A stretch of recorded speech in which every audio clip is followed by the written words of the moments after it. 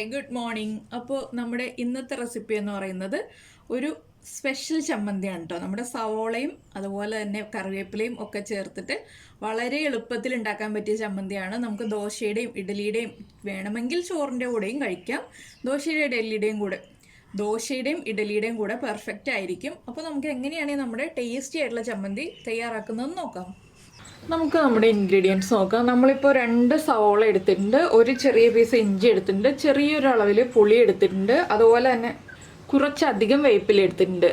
അപ്പോൾ നമുക്ക് ആദ്യം ചെയ്യേണ്ട ഒരു കാര്യം എന്താണെന്ന് വെച്ചിട്ടുണ്ടെങ്കിൽ ഈ സവോള ഒന്ന് നീളത്തിൽ കട്ട് ചെയ്തെടുക്കണം. അതുപോലെ തന്നെ ഒരു 10 ഉള്ളി എടുക്കുക കേട്ടോ.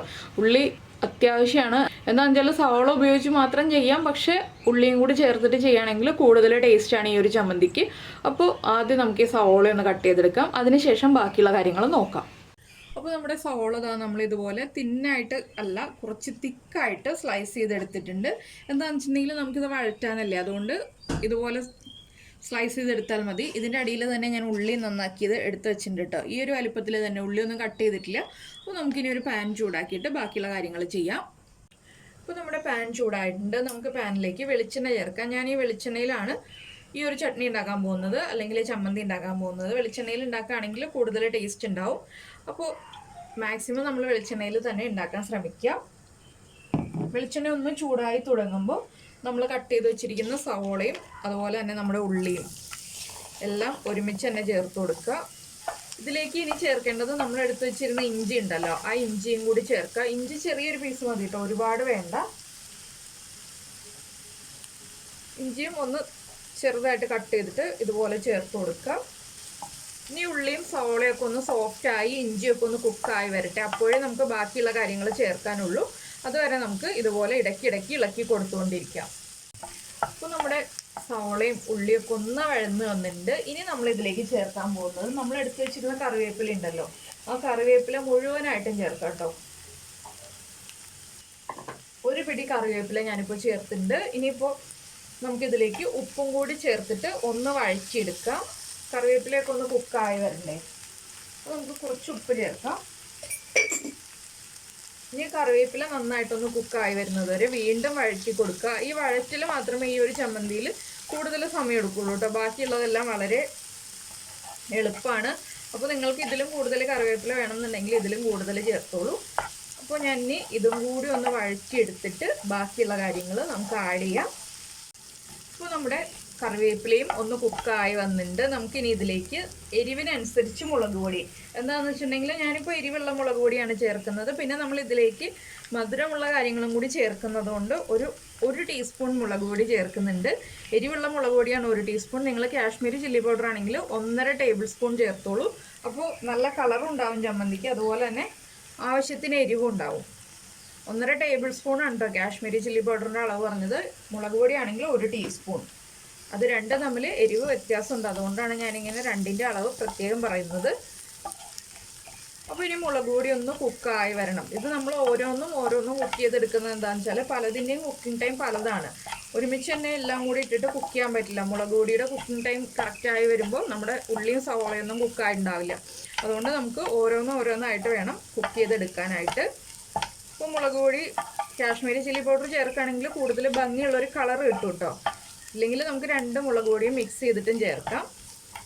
അപ്പോൾ ഈ മുളക് പൊടിയും കൂടി കുക്കായി കഴിയുമ്പോൾ നമുക്ക് ഫ്ലെയിം ഓഫ് ചെയ്യാം. ഇത് ഇത്രയും കുക്കായാൽ മതി. ഇനിയിപ്പോൾ നമ്മൾ വേറെ വഴറ്റോ കാര്യങ്ങളോ ഒന്നുമില്ല, ഇതിൽ വറവിടുക പരിപാടി ഒന്നുമില്ല കേട്ടോ, ഇത്രയും തന്നെ ഉള്ളൂ.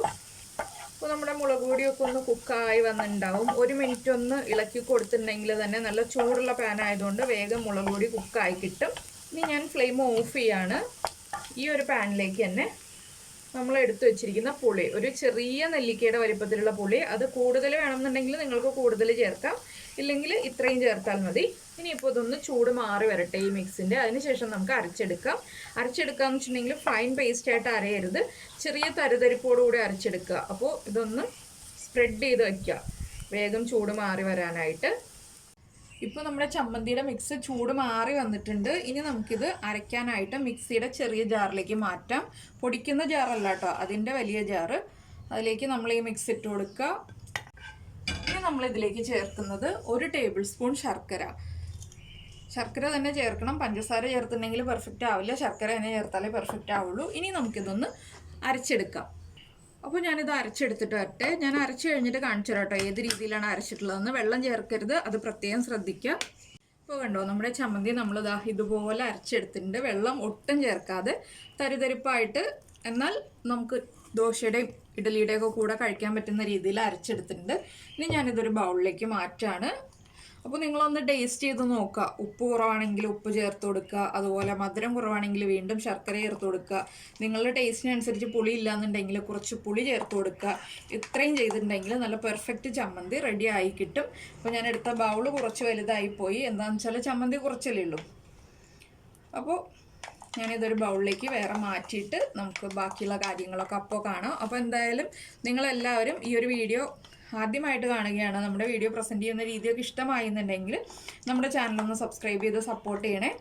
സബ്സ്ക്രൈബ് ചെയ്യുന്നതിന് ഈ വീഡിയോയുടെ താഴെയുള്ള റെഡ് സബ്സ്ക്രൈബ് ബട്ടൺ ഒന്ന് ക്ലിക്ക് ചെയ്യുക. അതിൻ്റെ റൈറ്റ് സൈഡിലുള്ള ബെല്ലൈക്കണും ക്ലിക്ക് ചെയ്യുക. അപ്പോൾ ഓൾ എന്ന് പറഞ്ഞിട്ടൊരു ഓപ്ഷൻ കാണാം.